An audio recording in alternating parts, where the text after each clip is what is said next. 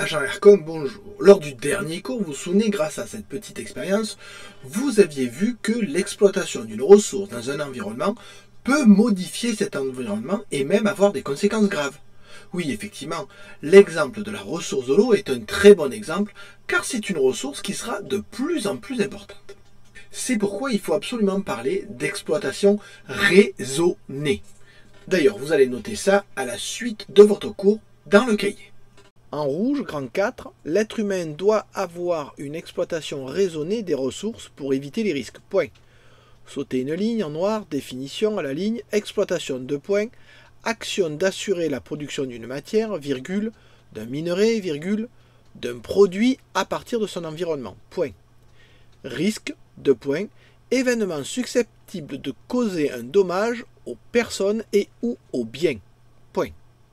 Oui, effectivement, trop exploiter l'eau, par exemple, fait courir le risque d'une sécheresse aggravée si jamais le climat se réchauffe.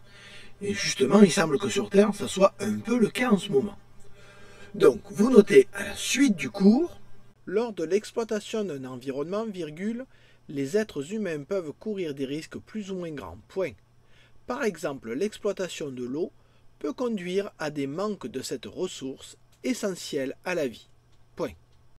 Pour que les choses soient plus claires sur l'exploitation de l'eau et les risques qui peuvent être liés à cette exploitation, vous avez ici une petite vidéo qui vous présente justement cette exploitation et les risques qui sont liés. Allez, bonne vidéo.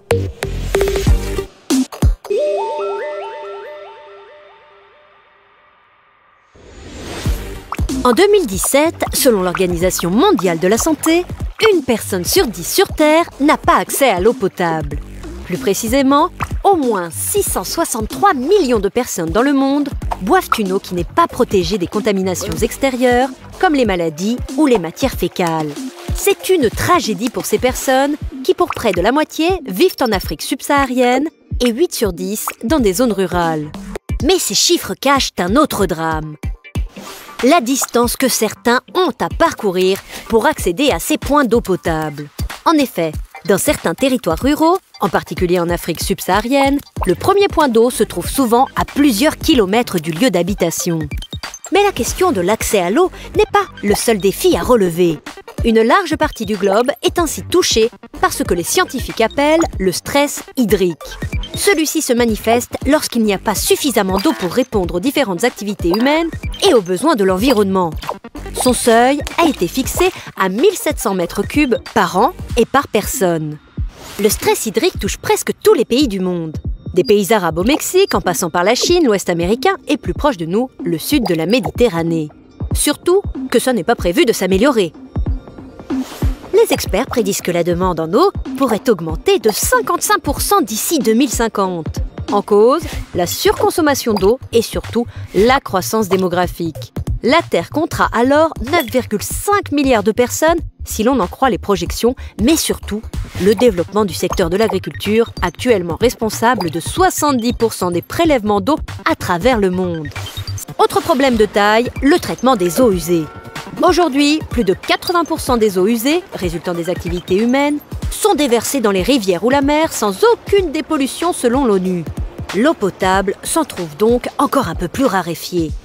Et quand l'eau n'est pas polluée par l'homme, elle est accaparée par quelques grosses entreprises comme Nestlé qui transforment l'eau potable naturelle en marchandise et réalisent des profits colossaux.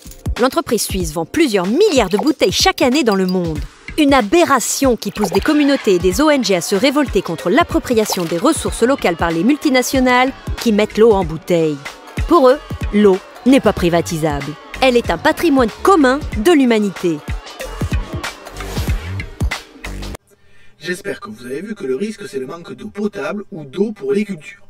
Donc, vous le voyez, il faut faire attention aux ressources qu'on exploite et être raisonné dans son exploitation. Bien, vous allez voir aussi, mais notez plutôt à la suite du cours ce qui suit. C'est pourquoi il est important de faire une exploitation raisonnée des ressources pour limiter les conséquences négatives de ces exploitations. Point. Cela peut se faire en diminuant les quantités exploitées ou en changeant d'environnement. Point. À la ligne, il existe des lois et règlements pour indiquer quelles ressources et quand il faut prendre des mesures de limitation.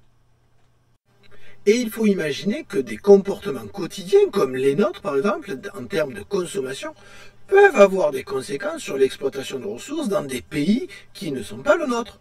Oui, vous avez ici une vidéo qui vous montre les conséquences du développement du parc de voitures électriques ou même des changements de téléphone. Vous allez voir, ça fait réfléchir que finalement, l'écologie ne s'arrête pas à nos frontières et qu'il faut essayer de penser un peu plus global.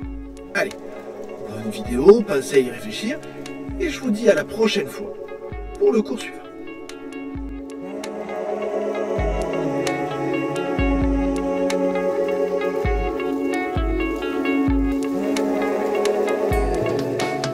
El litio es un mineral más importante que va para el futuro, va a ser más que los yacimientos petrolíferos.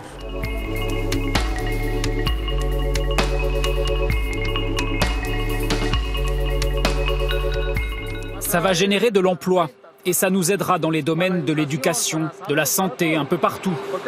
Et comme les investissements viennent de l'État, c'est l'État qui en profitera. Ça, c'est notre or blanc.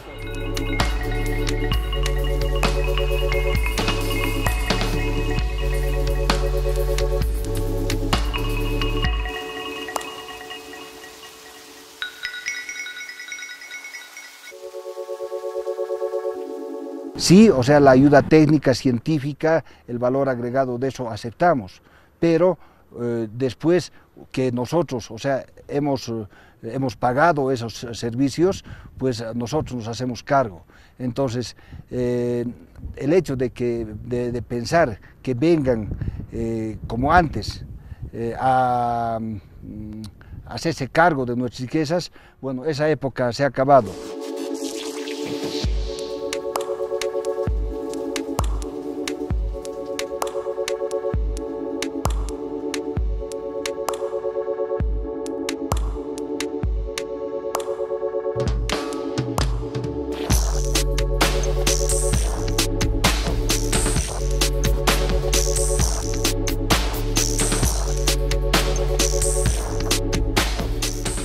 Agua, aunque abren los días, dicen que los días que nos dan tampoco hay, no tenemos agua.